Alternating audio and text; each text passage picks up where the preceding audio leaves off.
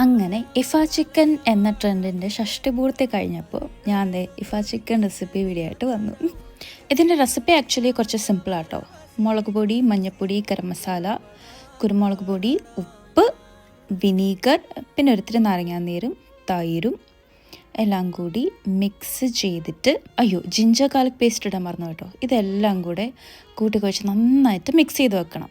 എന്നിട്ട് ഇതിലേക്ക് നമ്മുടെ ചിക്കൻ നന്നായിട്ട് വരഞ്ഞിട്ട് ആ ചിക്കൻ എടുത്തിട്ട് ഈ മസാലയിലേക്ക് ഇട്ട് നന്നായിട്ട് മാറിനേറ്റ് ചെയ്ത് ഒരു 2 മണിക്കൂറെങ്കിലും വെക്കണം, ആ മസാലയൊക്കെ അതിൽ പിടിക്കാൻ വേണ്ടിയിട്ട്.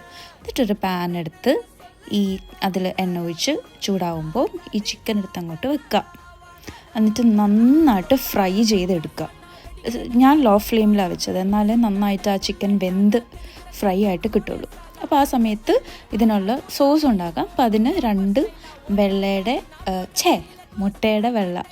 പുഴുങ്ങിയ മുട്ടയുടെ വെള്ളയും ഗാർലിക്കും ചീസും കുറച്ച് പഞ്ചസാരയും കുറച്ച് ഉപ്പും പിന്നെ ആവശ്യത്തിന് പാലോ അല്ലെങ്കിൽ ഫ്രഷ് ക്രീമോ യൂസ് ചെയ്യാം.